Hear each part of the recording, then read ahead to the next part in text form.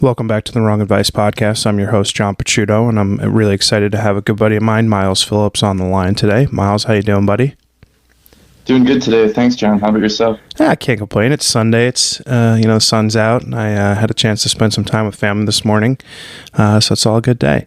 Why don't you introduce yourself to us, Miles? I'm Miles Phillips. I'm 24. I'm from Milwaukee, Wisconsin. I'm now living in Denver. I'm a professional photographer and amateur skateboarder and musician. That's awesome. What instruments do you play? I play a little bit of everything. My first was piano, but I've been really focused on guitar for about the last 10 years. That's awesome. I own two guitars. I play neither of them very well. I got a Fender Strat, which is gorgeous, and I love it. And and I got a Fender acoustic.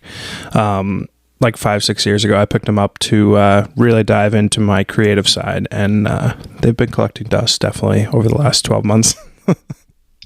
You should pick them up, man. I mean, it's even if you're just doing it like 5 to 15 minutes a day, it's one of those things that can just kind of set your mind straight, you know? Yeah, I know my buddy Johnny Bob, who's probably listening to this podcast, is going to be mad at me because he was my teacher for years, and he is an absolute incredible guitar player. But it's just, I find it hard because it's frustrating because I am musically inclined, but I'm having such a hard time learning it that it's just immensely frustrating. Sure. Unlike photography, which I picked up a couple years ago, and I feel like I've got a pretty strong knack for it. But tell me kind of how your photography journey started. You know, when did you pick up your first camera? What was it? And kind of how did your experience kind of grow from there? Yeah, sure. So I was kind of lost in high school, you know, as most people are when they're, you know, like 15, 16. So I was playing music, you know, I was playing trumpet, guitar, and piano at the time, but I kind of had decided that music was just a little bit too personal to me, so I was looking for something else that could kind of drive the career sort of aspect of my life. So I started taking a black and white photography class. I was using a Nikon FM, Nice. 35 millimeter camera. Yeah, it was my father's, and he was using it in a photojournalism class in college, and so I got that passed down to me, used that, and it all just kind of spiraled really quickly. I started making prints and, you know, submitting them to contests and that kind of stuff, and started winning, and then eventually got my first digital camera. You know, had a couple of gallery showings and got like flown out to a couple places, Los Angeles, and just kind of decided from that point, you know, I was going to go to school for it and wanted to just kind of travel the world and pursue that. I mean, that's awesome. I mean, that's obviously the dream, and having accomplished all that at such a young age, what's like the next step on your journey? I mean, at 24 years old, you've obviously accomplished a lot for someone who's only been doing it for, I would say, probably 6 or 7 years. I don't know when in high school you picked it up. But what's next for you? Right now, I'm just kind of chugging along. I spent a long time traveling, living out of my backpack, and I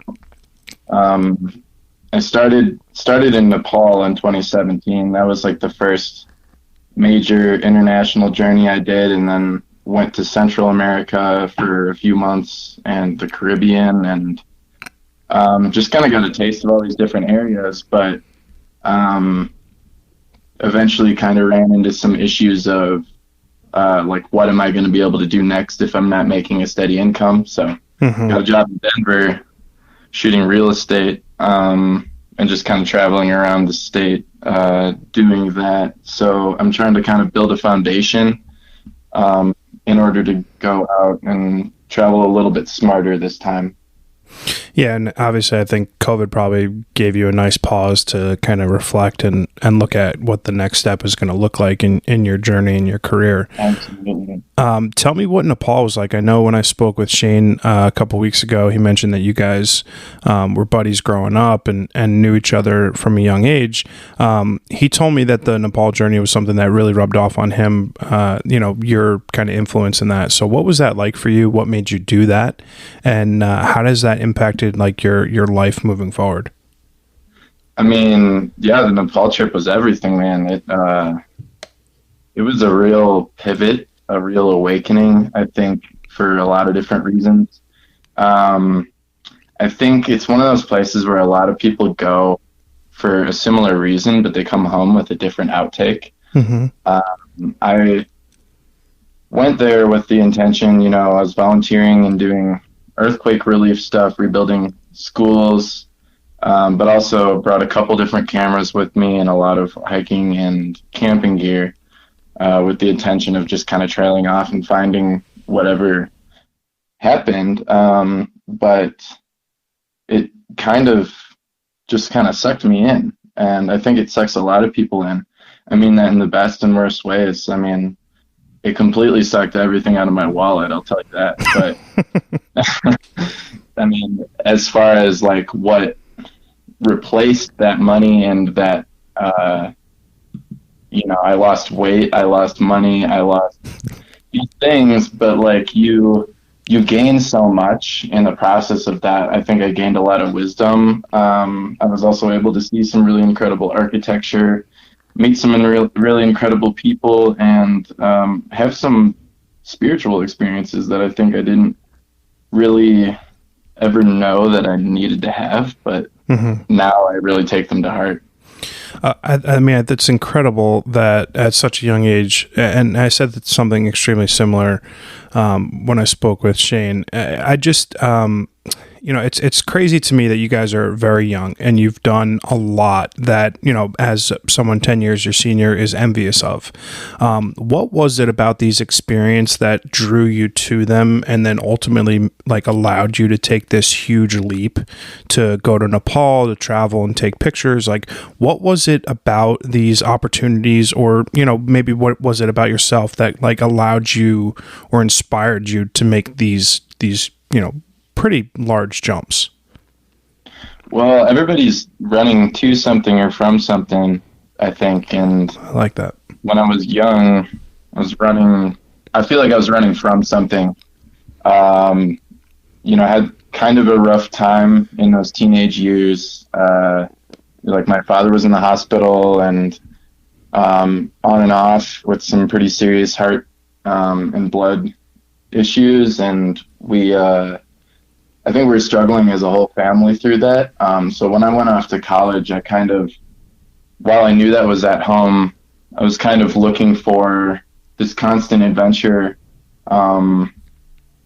to, like distract my mind. And I think when you get older and mature a little bit more, you learn to confront those issues in a little bit of a different light. So, but yeah, I think I was running away at first, and then as the years went on, like I said before, I went to the Caribbean for a while. I got a job working there as a photographer for the same nonprofit, All Hands and Hearts, that I was with in Nepal, volunteering. So they gave me a job, and I was doing photography for them, living on St. Thomas for a few months. But I felt like that was a result of a post-realization from Nepal where, I had sat on these thoughts and realized that, it's important to volunteer. It's important to build things and do physical labor. But I also felt like that was a skill that was a little bit more easily teachable on a short time frame. So there was a lot more hands that were able to fill that. And I had this realization when I was in Nepal. I'd been doing some really back-breaking construction work and hurt my back. And one day I couldn't even get out of my tent, and my back just hurt so bad. And it lasted for about 3 days. Damn. But on the third day, I had this moment where I realized it was good enough that I could walk around, and I was like, maybe I'll stretch it out and I can go back to work tomorrow or something. Um, and I went for a walk up the side of the hill, and there was this Tibetan Buddhist temple, a really small one. I couldn't even really put a date to the paintings that were inside, but it had usually been locked up. And plenty of people had passed by before. There was always this woman that was kind of the gatekeeper of sorts, and she would only open it for herself or people that lived in the village. But one day she opened it for me. It was on that third day. And she invited me to go in and take some photographs. And it was kind of this like just before golden hour, and it kind of poured into golden hour. And I left at the time of twilight time of day when the mist was kind of rolling over the hillside in the Himalayas. But I don't know, there's this moment where I just kind of like realized, maybe what I'm doing does have purpose. And maybe this is the reason I came here, was to realize that my life back home is the same here, and it's the same everywhere, no matter where you go.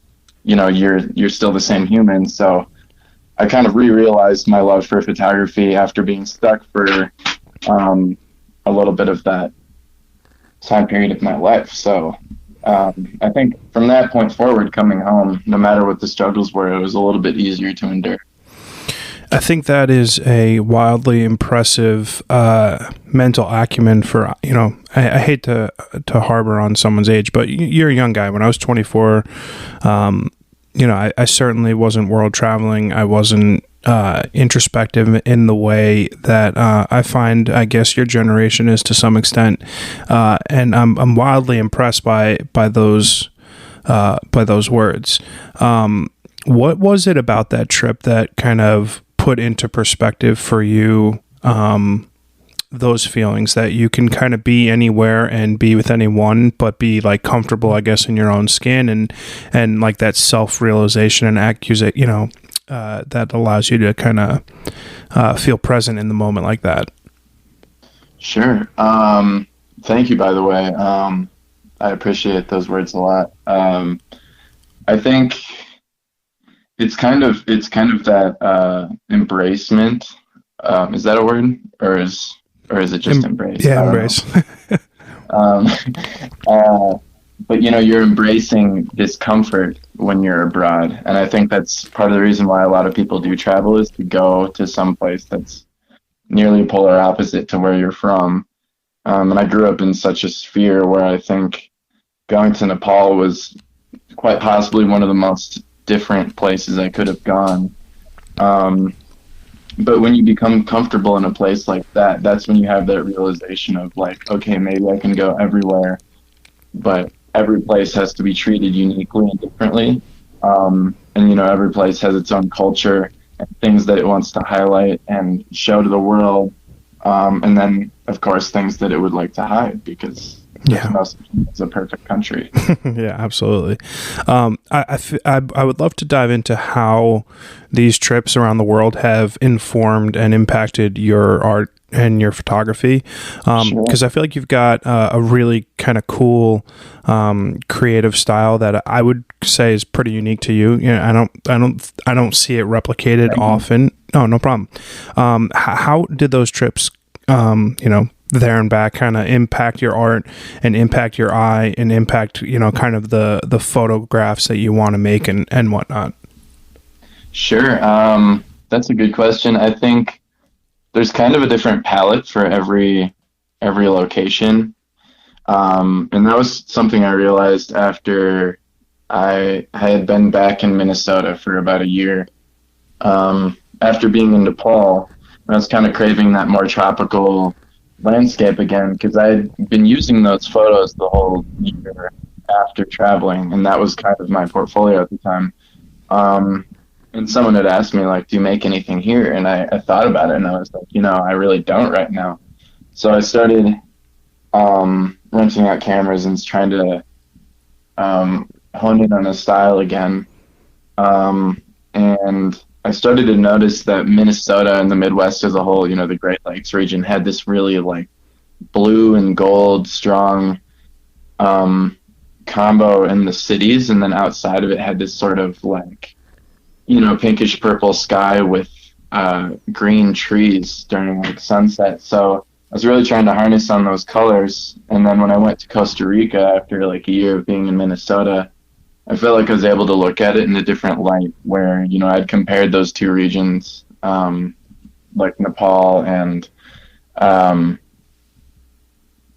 Minnesota, and seen the differences in the color palettes. So when I went to Costa Rica and saw this like really vibrant green and all the different yellows, and there's cacti and all these different tropical vegetations depending on which part of the country you're in. Yeah, that's pretty I awesome. felt like I was ready to like grasp that, and it.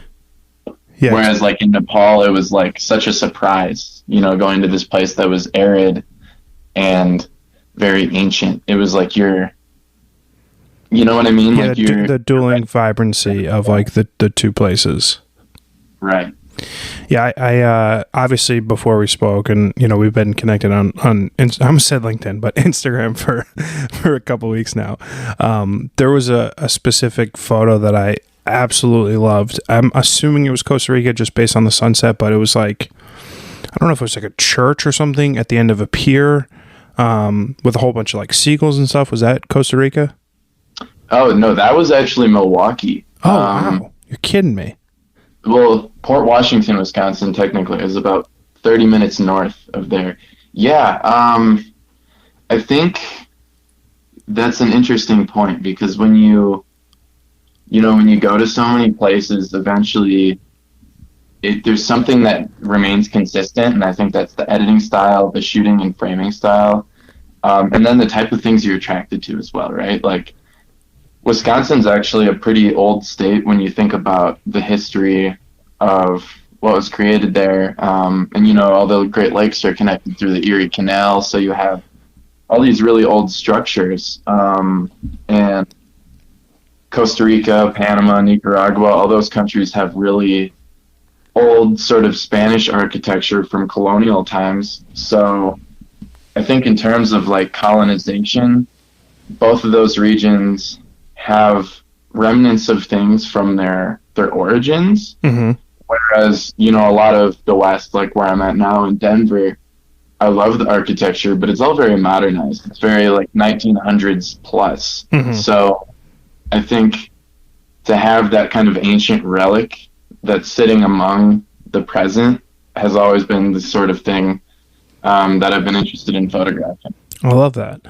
How much, I don't know if pressure is the right word, or influence do you find that Instagram has on your work? I know that, as a primarily street photographer, a documentary photographer, shooting cityscapes a lot, I'm influenced greatly by the success of other photographers, and I don't necessarily pattern myself off of other people, but when I see other people's work get recognized or shared widely versus my own, I do have like I'm trying to work on the fact that I do get a twinge of jealousy and or why is my work not viewed in that regard? Do you deal with that at all? And I wonder if because you've had a fair amount of success at an early age, if you can put yourself beyond that already.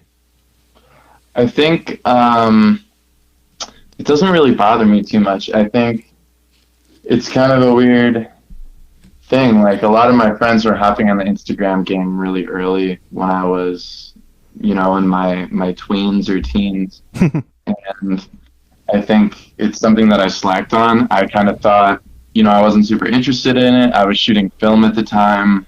I didn't really value its importance as a platform until, after it had blown up, and I had ignored it for years. So in college, I kind of revisited it and started to try to rebuild it. But, was also really focused on that like physical printed presence in a gallery setting. And I think the care for it is recent. Mm-hmm. It's definitely recent for me. I didn't start thinking about it as like a digital gallery until just about a year ago. Mm-hmm. And as soon as I moved to Denver, So I was in like a roll with it. But then as soon as I moved to Denver, I stopped posting like right away and stopped editing my photos and just hopped right into the new job and um, just started doing a bunch of adult stuff. So now I kind of want to revisit it in a new light and maybe try to be a little bit more innovative with it and make an even more unique presence and try to focus on community building and that kind of stuff. I like that. 'Cause I like it. It's important and it is great, but I think it takes a lot of time and it deserves a lot of attention. I think because you're not only dealing with your time but other people's time, and these are real people, whether you're behind a digital screen or not. Yep. And I would like to, if I'm going to be on, I want to be like involved. I like that. I think you have that very aligned with our mutual friend Tyler, because I think he has done a tremendous job of creating community around his passion of photography as well, and that's sort of something that I'm trying to build with this podcast and with conversations that I'm having with people around life. I think it's super easy to get sucked into this very self-centered, self-centric kind of life where we're just minding our own business, doing our own thing. And even though we have more connections to more people than any human being in human history, it's very easy to be extremely closed off at the same time, even if we have infinite access to infinite numbers of people. So I like the idea that community building is something that you've obviously put a lot of focus in, not just digitally, but also in real life practice as well when you're building homes and stuff in Nepal. You touched on film and digital. I teeter back and forth between the two mediums, and I'm just curious what your thoughts are between the intentionality when you use one versus the other. Sure, that's a good topic. I think lately I've been using mainly digital. It's mainly just because of what's required for work, and not even what's required, but like what's easy expected, I guess, like as terms of like turnaround time and whatnot. But yeah, I love film, and I think everybody that's avid in photography should like definitely take the time to try it. But if you're going to just do it, as like a cool whatever aesthetic thing, like this is just to try film, whatever. It's nice for some people to have that kind of like nostalgic thing that's like the Polaroid, that's hanging on your wall or whatever. Mm-hmm. But if you're really going to take it seriously as an art form, there's an immense amount of freedom you have in Photoshop and things like that to create a style for yourself. But also when you're choosing a film stock, or you're choosing a camera, or you're choosing a lens for that matter, all these different combinations create a unique style. So your intentionality behind that is kind of everything, and it really decides on what your end product is going to look like. I like that because I feel like I've struggled with that a lot. I have like gear acquisition and gear sell syndrome. Like I buy and sell cameras and change my kit fucking so often. Like my local camera store probably thinks I'm a lunatic.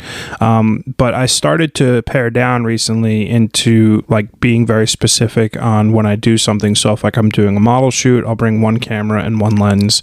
If I'm doing street photography, I'll do one camera, whether it's X100V or like M6, which I actually just sold. But yeah, it's just like I'm going through this phase where it's like I don't know what my own style is, and I don't know what my own editing is, and I still am trying to kind of grow as an artist to like really be keyed into what it is like I'm trying to make and what the intent behind the images I'm trying to make. And while I love shooting film, and my main reasoning behind shooting film for the last 4 or 5 years was you mentioned Instagram as a digital what'd you say, a digital gallery? Yeah, digital gallery. I like the thought of that. My only con to that is like when I die, Like nothing that I've created, if it's all digital, is going to exist anymore. So that's why I got into printing tons of my photos and shooting film, because like at the end of the day, when I die, like there's going to be an archive of thousands of negatives. And I'm not saying like it's going to be worth anything or even that anyone's going to want them, but I just like the thought that something that I created will exist, you know, physically beyond, you know, my time. Absolutely. But yeah, so I have struggled mightily with trying to figure out what that style is and what that vision is. What is it that, you know, I guess over the last couple of years that has allowed you to kind of key into your aesthetic and your, you know, vibe, et cetera, that you're trying to create with your images? Well, I think it's kind of a manipulation of time. So you take an image, and oftentimes when I'm traveling or I'm at a location, it's in the midst of moving somewhere quickly. I'm on the way to somewhere else. And there's all these different things running through your mind. So oftentimes I don't edit the images I shoot until months later, maybe years later.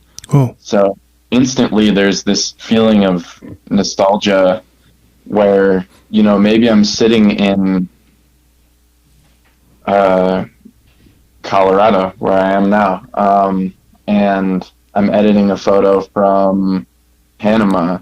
It instantly has this feeling of nostalgia. So already your intention as far as editing goes is geared towards harnessing that nostalgia, that feeling of what did it feel like to be there? What were the colors like beyond what the negative or the image file has in its raw setting? You know, like what can you do to enhance that feeling to make people there? So that's when you take specific hues and you're really pushing them and you mute others, and you either make a soft or a harsh texture, you know, depending on what it feels like. So I think, you know, a lot of people are using presets and things like that these days. I use them, but they're always being tweaked. Like there's never like a preset that just works perfect for one photo. And that's why I've never really tried to sell them either, because I'm aware that they're not really useful in that respect. You know, they're just kind of like, I have like gritty ones and like film-esque ones that, you know, are like certain film stocks, but at the end of the day, it's not that film stock. It's something that I made. It's something unique. And so you have to kind of treat it in that light. Yeah, I like that. Yeah, that's funny. I have a very, very aggressive love-hate with presets. I don't love like content creators online that sell them to people, because they've got a wide reach and audience of people who will look at their preset and say, oh, cool, if I put that on my photo, it's going to look just like this and it's going to be amazing. And that's just not necessarily like factual. Right. But yeah, that's funny. Obviously, you're a young guy. You've traveled the world. You've done some really cool things. What would you say at 24 years old is your greatest success to date? Wow, that's a big one. I think there's different answers for that. Like there's the coolest place I've been. There's the coolest thing I've done, and right now, I think it's kind of where I'm sitting currently. And, someone on the outside might look through the window and say, I mean, I hope nobody's looking through my window. That'd be freaking weird. But, if somebody were, dude, he's just sitting there, like, like playing guitar or editing pictures or playing video games or whatever. And I eat, like the same 5 meals every week, it seems, but like, I'm very stable, and I think the fact that I get to go to, like 5 to 7 properties per day, on mountaintops and, take landscape photos and architectural photos, it's the dream. It's every step of the past few years of my photography career have led up to this. And I feel like both emotionally, financially, and then a million other things. It just feels right. That's awesome. I mean, to have that level of fulfillment at 24, I think is not only rare, but It's incredible. You mentioned obviously a few different kind of photography styles and photography genres that you dabble in. Do you have one particular genre or type of art that you make, and if so, which is it? Yeah, so I've made 3 different editions of these aluminum composite prints. I've only done it with, actually no, there's 6 of them now. So there's 3 from Costa Rica, and they're the biggest ones. They're 5 feet by 7 feet. Wow. Aluminum prints. Yeah, they're large. They're really difficult to transport, but I think the intent behind those is, as far as like a fine art realm of photography goes, probably my biggest accomplishments. 2 are in Minneapolis still, safely at the university I attended, and then one's in Miami, also safely on a wall in the Young Arts headquarters. And Young Arts is a nonprofit that I submitted to. They were holding a contest for under 18 artists. So I did that when I was 16, and Wow. got flown to Los Angeles, and I got some prize money, got to be in a gallery and stuff. But then they kind of open you to this alumni network. So, if anybody's listening to this, they're under 18, and they're going to be 18 or under in the fall, Young Arts is a really good thing to apply to, because not only do they set you up for an instant opportunity, but I think later down the line as an artist in your career, they have grants and things like that and gallery opportunities. So that's how I was able to get that piece into the show in Miami, and then later into their headquarters, was just through that alumni network. That's awesome. Yeah. So it sounds like you've got a lot to be proud of, and you've got a considerable amount of accomplishments, not just winning contests and stuff, but obviously to be able to travel across the world and help people in need. That's just incredibly noble and giving of yourself to do these types of things.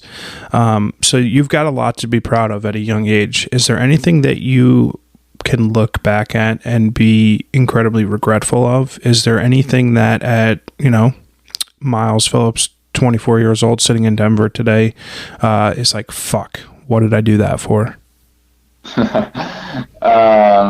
Yeah, of course. Like, I think every trip I came back from pre-2020, I came back broke, and that was a mistake. I'm way better with my money now, budgeting, and I think that's understandable. Yeah, but at the same time, not a whole lot of regret, like, as far as the choices that have been made and the places that I've gone. I think my biggest regrets are sitting still unintentionally. Like you can sit still unintentionally, and if you're like reading a book or you're contemplating or you're just resting, whatever, that's useful. It's really useful, and I think part of a natural day. But if you're sitting still without intention, which I've done in some places, and I've just bought like, my 3rd coffee for the day or whatever, or my 3rd beer, and it's just like, yeah, but I could be doing so much more. Something else on your mind that you're pushing towards, and it's bothering you, you got to grab it. So when I have those moments when it's bothering me and I don't grab it, then I have regret.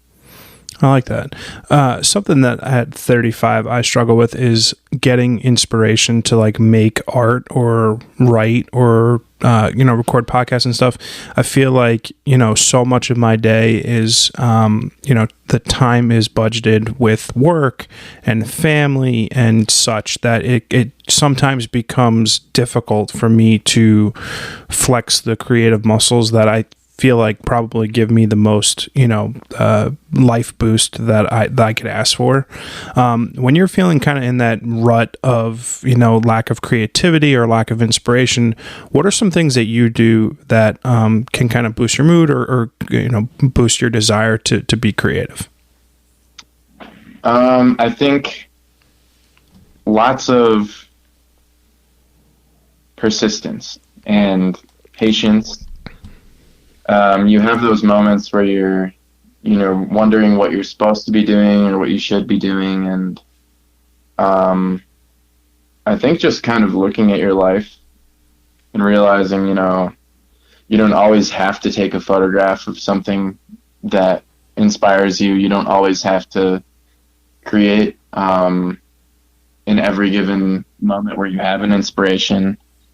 I think allows me to kind of take those moments of inspiration and more like save them up, if you will. Oh, I like that. Like a creativity bank.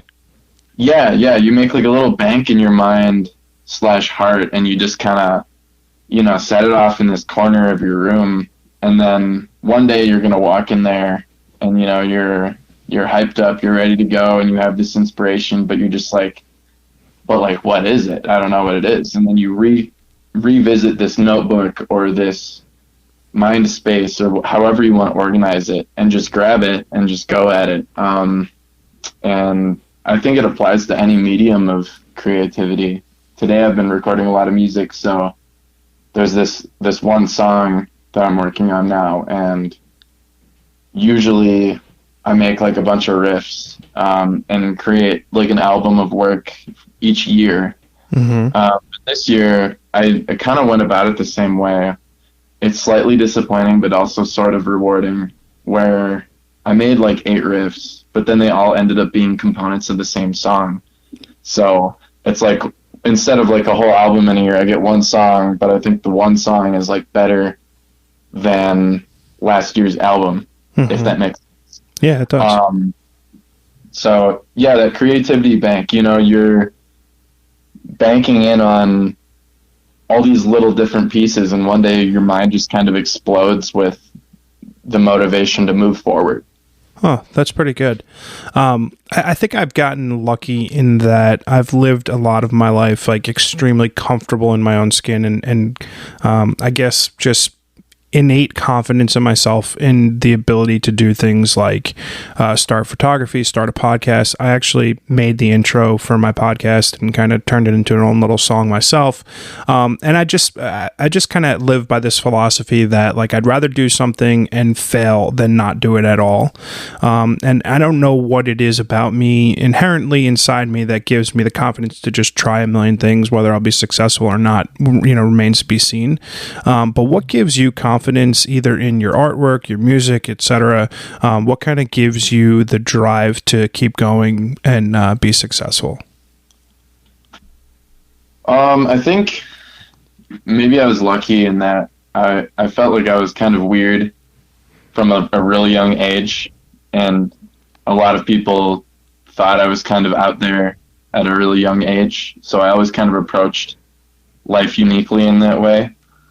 Maybe for somebody who is looking to become more comfortable in their skin or confident, I think it's just that go at it every single day sort of attitude. And maybe you're taking one photo a day, but if you're printing it or you're putting it in a folder or you're putting it in a collection of images, all of a sudden it becomes a collection, it becomes a thing, it becomes a project. And whether it's a subject that someone else is interested in or not, you're presenting this completed project that you've hammered away at and you've made into this consistent bubble of work. That's impressive, right? Like, whether it's a topic that someone else can thrive with or not, it's impressive. Yeah, no, for sure. I think it's also important, like when you do something, whether it's making music, whether it's photography, artwork, etc. It's important for you not to like crave outside validation for it, because I know I'm super guilty of that, because you throw an image on Instagram and it's one of my favorite photos I've ever taken, and I'm so proud of this image, and it gets 15 likes, and you're like, well, fuck. I think the mindset of being able to be content with the thing that you've created for its creation's sake, and not necessarily having to worry about what the outside world perceives of it, is a very freeing mentality. So, I mean, that's just something that I struggle with, and I think most people do. But I think if you're lucky enough to get beyond that, it could be a super freeing feeling. Right. And, you're thinking about Instagram in terms of your portfolio, like if this is a digital gallery to you, or if it is some sort of collection that you're curating, let's say you walk into a physical gallery space, can you like or comment physically on the work? You can't. So I fucking love that. The difference, right? Like, is there really a difference here? Like, do these things do anything other than boost your engagement? I really genuinely appreciate that sentence. I think that is such a crucial, important thing for me to think about and other creative people to think about. Because like for me, like, you having already been up in a gallery, that's amazing. I've, been lucky enough to have hung some photos in some stores and some coffee shops and stuff like that, but never like a gallery. That's like the goal, right? But you're right. It's not like someone's walking around up to your image on a wall and writing on underneath it like this sucks, or hearting it. Yeah, totally. And all those things are different, right? Like, your work on Instagram is probably going to get seen the most, but I think in terms of like a coffee shop or a gallery, you're going to be a little bit more appreciated. And yeah, and much more honestly, proud. like, yeah, and like a gallery, like you were saying, is kind of like a more esteemed, high class sort of atmosphere, but at the same time, less visited. For sure. I've had some really big pieces of work that I've invested a lot of time and money into, and have been seen by probably 15 people before COVID. And a lot of that's timing, but it's like, you put your work in a coffee shop, like everybody goes to some sort of beverage or food shop, like if you're putting your work in enough places like that, I think that's where the true like in-person impact and exposure is. You go grab a slice of pizza, you see some silly drawing.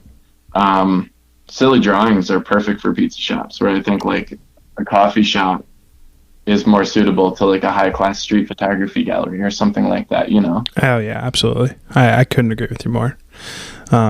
Very, very worldly views from a extremely young human being, and I mean that in all sincerity. As you sit in Denver, 2 p.m. on a Sunday, are you happy today?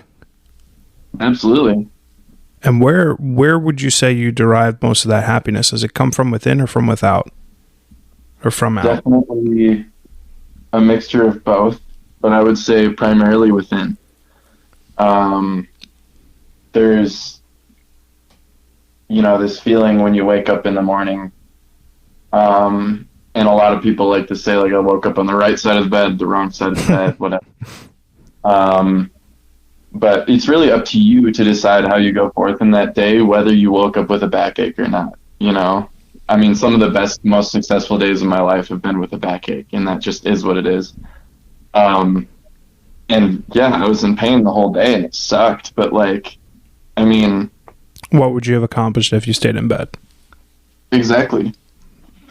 And what do you ever accomplish when you stay in bed? Because if you stay in bed all day, what are you going to do at night? I mean, I know some people that are nocturnal, like almost to a T, but is it, is that a worldly thing to do, or is that like a you thing to do? Because like you're nocturnal, but the rest of the world just isn't, unless you're doing all of your business offshore, like Hong Kong, like polar opposite time zone. It's like, what are you doing, man? Like, I don't know what 2 a.m. is good for, other than wasting time, chilling, hanging out, How I Met Your Mother, one of my favorite shows, had an episode, I think it was called Nothing Good Happens After 2 a.m. or 12 p.m. or something like that. And it was basically just a string of terrible shit that happened to the characters throughout the episode after midnight or 2 a.m. And I think that's true. I think you wander mentally at those times, that it's a little bit hard for someone to be creatively impactful. Speaking from personal experiences, obviously there are people who can thrive from midnight to 6 a.m. I just happen to not be one of them. That's a super like New York thing. just like the no sleep, work all the time. And I mean, I appreciate that mentality in some respects because it's very hardworking, it's very motivated. But also, as someone who comes from like the middle of the forest, I just can't not go to sleep after the sun sets. You know, I just get knocked out. It just happens to me. So I get it. It's kind of cool. It's kind of fun to watch, like the whole like Wall Street thing and like artists in New York and cities like that. I have a very high fascination of because you're just moving so quickly. I mean, you could say the same thing about any city. Some people might say the same thing about Denver. I guess I work like 12-hour shifts sometimes, but the point is they're during the daylight. Yeah, right. Normal hours. Right. We don't have to dive specifically into this, but you did mention that you had, you know, like a rough childhood in the sense that you had to deal with like a parental illness, and obviously that's never easy. I similarly dealt with my father having a heart condition. You know, I had 6 bypass 10 years ago, and thank God he's, you know, alive and well and kicking. I find that, you know, youth, child, and or any sort of younger trauma can either negatively or positively impact a person's life long term. And without obviously passing any judgment, it seems very clear that you were able to take these difficult situations and turn them into life positives. How would you say you did that? And then ultimately, how have those additional experiences impact your positivity moving forward? Yeah, I mean, trauma is one of those things like you can use it as a negative token against you, and just kind of let it eat away at you, or you can really kind of harness it and use it as an experience that fuels how you go about your days in the future.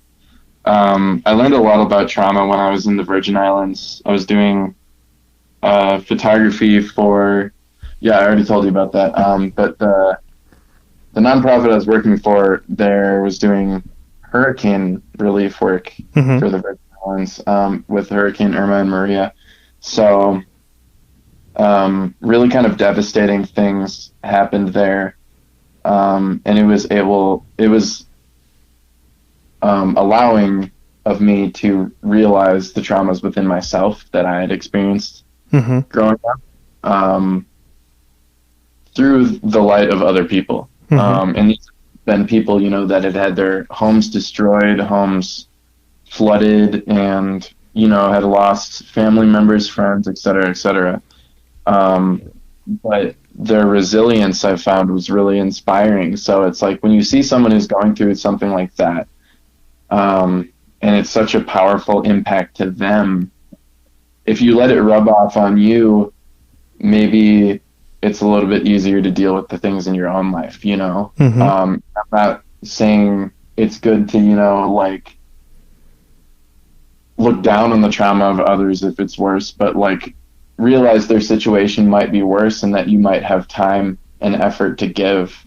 And that effort of giving, it feels like, you know, to other people viewing the situation that maybe you're this like giving person, you know, you're giving your time, your money, your effort, whatever, to someone else in need, but really you gain just as much, or I feel maybe even more through that act. Yeah, totally. Absolutely.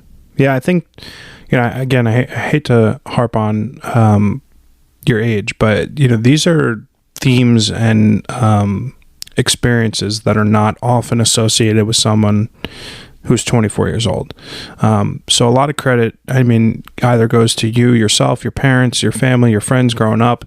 But, you know, being that this is our first real conversation, I'm floored by kind of all that you have to offer as a human being, Miles, if I'm being honest. Yeah, no problem. Yeah, for sure. You've done a lot. You've got commercial, you know, successes. You've traveled the world. You've helped others. You've done a lot in a short period of time. Where do you see yourself in 5 years from now? And, you know, what's the next step? That's funny, man. I've been thinking a lot about that lately because um, I felt a lot of instability for the last 5 years, and the past one, um, was especially difficult for I think a lot of people. 2020/2021. Sure. But I feel like when I moved to Denver, it changed my lifestyle, my income. Really kind of harnessed photography again as a profession and kind of re-adulted, if you will. It's made me kind of want to look into these more long-term plan things. So now I'm kind of thinking about like, I'll be 30 when I'm in 5 years. So I'm kind of hoping to continue doing this work, maybe eventually go independent as a contractor in the photography world again. It's nice to be attached to companies and have partnerships and whatnot, but being your own boss sounds really cool. But the big thing for me, like, I love Denver, I really do, but I know one day, maybe it's 5 years, maybe it's 10 years, it's going to get really fast paced, and there's pluses to that, but I've always felt this attraction to the beach, and this kind of tropical landscape, seascape, sort of atmosphere. So, and that includes the food as well. I really like Creole cuisine, Caribbean cuisine, Southern cuisine. So, I think eventually I'll probably move either southeast or to the Caribbean, and buy a house outright in cash, no mortgage. None of that stuff, just kind of pre-retire, if you will. Sure. I don't know. But I want to keep working and I want to keep chugging along. I just think there's always things to be worked on. And for me, it's that, getting back to that feeling of like the perfect environment, the perfect photo, the perfect series of work, the perfect way of showcasing it. I really like galleries. I really like the idea of like collecting work. I just can't afford to do it yet, so Sure. Someday maybe go somewhere on the beach, have a gallery, well, show my friends work. Make sure to include me with an invitation because I'm a beach fan as well. Yes, sir. I find I always, when I'm looking forward, whether it's a year in the future, 5 years, 10 years, etc., I find it like a good opportunity to look backward as well, and to kind of like also think about things that like I'm afraid of transpiring over that next period of time. What's like your biggest fear for yourself today, and then like what would be a perceived fear or failure for yourself in the future? Ooh. I think right now I'm scared of like the things that most people are scared of. Like I'm afraid of like getting bit by a spider and like rattlesnakes and that kind of stuff. It's like I've had a what's that thing? I guess it'd be like a king cobra. Oh, jeez. When I was in Nepal, it like slithered through my legs. I was wearing shorts. I would have shit myself for sure. Yeah, this dude that was showing me through that part of the forest, he turned around and he was just like, "You look like a ghost," because I had just gotten straight pale, absolutely fearless. So yeah, things like that, man. I'm a lot more afraid of than like the buy a house, become an uncle, like whatever, that kind of stuff. Doesn't really scare me as much. That's nice. Because, yeah, I mean, I've had like not a huge family or not a close family. Like I've never really like had extended family that I'm like extremely physically close to. They all live in like different cities and stuff. But whenever I see them, it's like very cherishable. So I think, and same goes for friends and, other people that I've encountered and traveled and whatnot. It's kind of just a nice thing to experience time with people while you can. So I look forward to that. I think that's an impressive view because, conversely, my experience with my mid to late 20s was very tick the box, buy a house, get married, get engaged, white picket fence. And I didn't really do any of those things. I'm single. I'm, not married. I've got a dog, but that's the closest to ticking the boxes that I've done.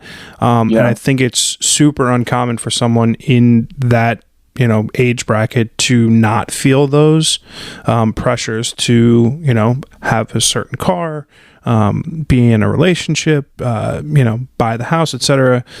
So again, tooting your horn enough on this fucking episode, Miles, but props to you for not keeping up with the Joneses in that regard, because I don't think that's necessarily a common outlook.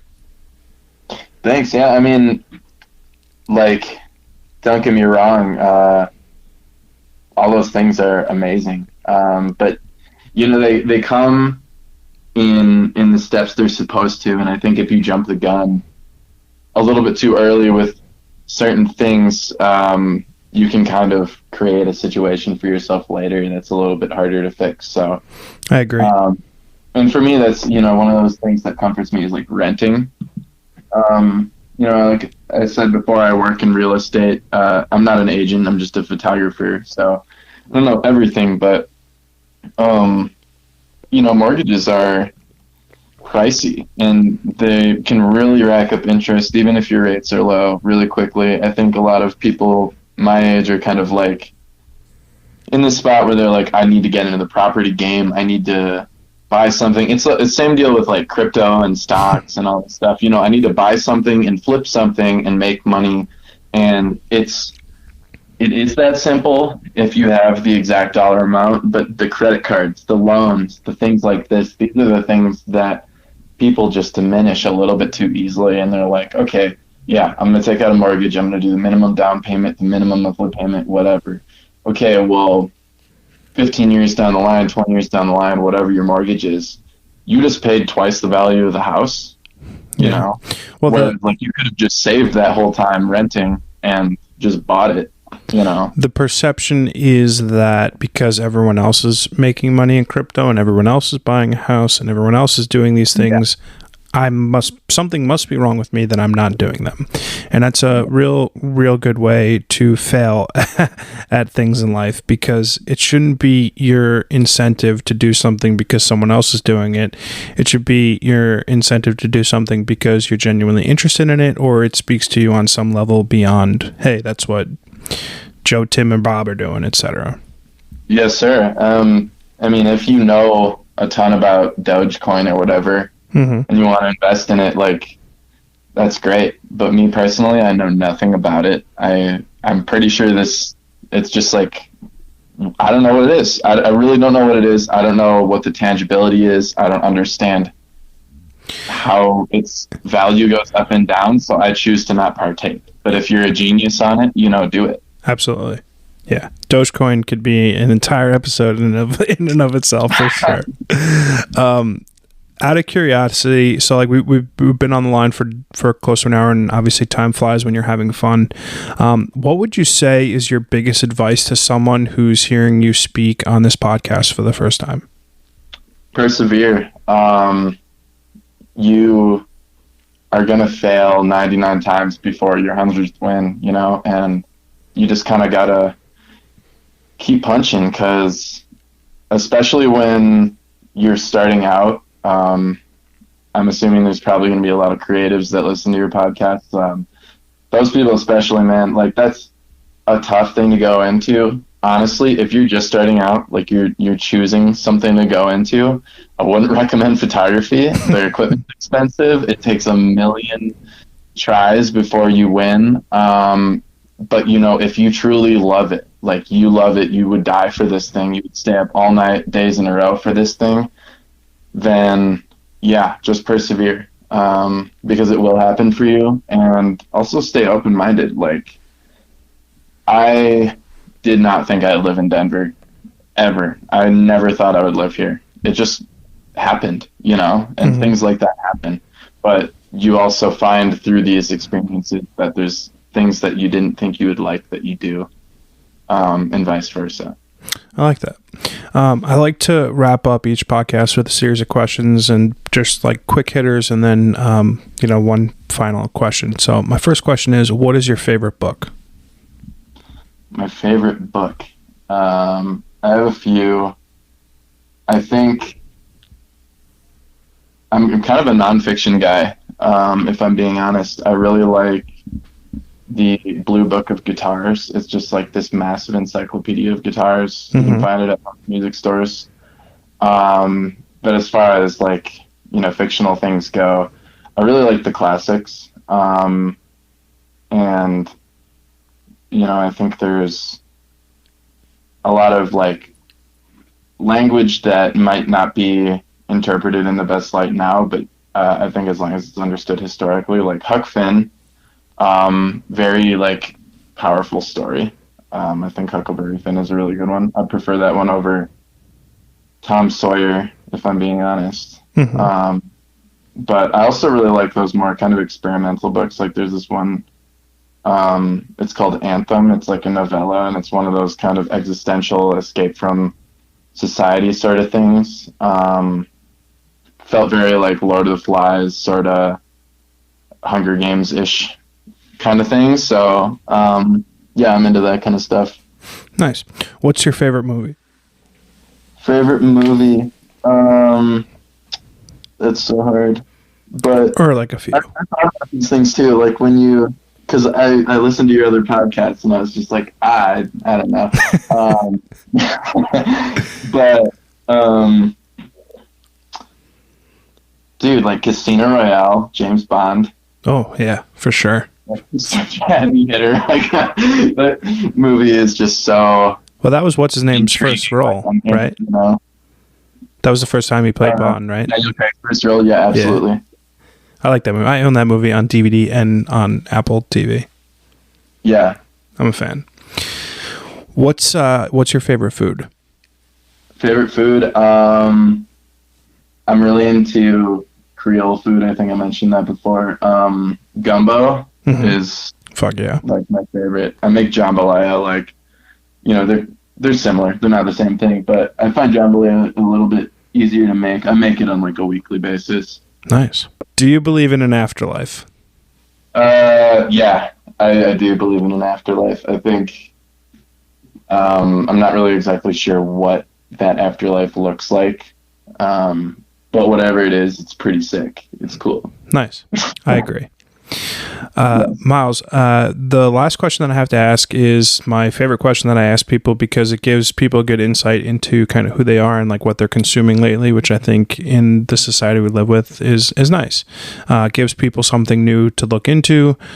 So if you have one recommendation for people who are listening to you today, what would it be? It could be a book, it could be a podcast, a movie, etc. Literally anything, just something that you've consumed recently that you would recommend for people who are listening to you today? Some of my friends are going to laugh really hard at this, but you should listen to Dave Ramsey's 7 Baby Steps to Financial Freedom. Okay, cool. Yeah, he's got like a YouTube channel, and it's simple stuff that I feel like it's very common sense, but especially as like someone who's like a millennial or like Generation Z or whatever the heck I am, I really don't know. I don't either. Yeah, I don't know. But you're part of that like between 0 and 40 kind of age. I think there's a lot of things that were shoved in our face growing up. About finances and credit and loans and blah, blah. I think it's important to watch these kind of things because, he'll say like the very rudimentary steps of like, get out of debt, create an emergency fund, start investing in these things specifically that are long-term and guaranteed, and you kind of, no matter what your age is, you're going to be able to benefit from it. So nice. I like that.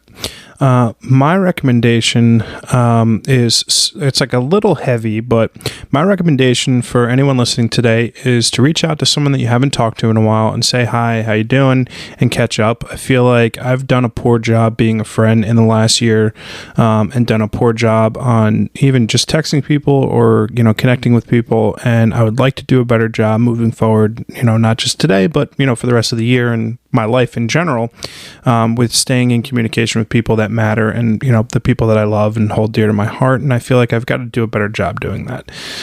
So my recommendation is to send a text, say hello, catch up with someone who you haven't talked to in a while, and just reach out and try to be there for someone that maybe might be going through something that you don't know. That's beautiful. Thanks, I like your recommendation better than mine. That's okay. It's just because I haven't read a new book or seen anything good lately. So honestly, I feel very similarly, man. Just like I said, I'm a very nonfiction person, so I get very caught up in the real, the now, what's logistical, and sometimes just kind of lose that that fun or that spirit, Mm-hmm. Yeah, I think it's been a tough year just in general for, the world. And it's understandable when you kind of start doing one thing over and over again, and it's almost harder to break out in that same token. Yeah, most definitely. Well, Miles, man, that was an incredibly enjoyable conversation. I'm going to link your Instagram and your website, obviously, in the show notes below. I'm incredibly impressed with the human being that you are and all that you've done in such a short period of time. And I know I said it 12 times on the podcast, but I think you're a really cool dude. And I'm appreciative for Shane and Tyler, who introduced us all. And I mentioned to Shane, we got to do a nice big group podcast sometime, because I think you guys are young and you're doing things the right way. And it's really cool to see. I really enjoyed this conversation. Definitely look forward to having you back on the podcast again. Thanks, John, so much for the opportunity. No problem, man. Have a great day. You as well.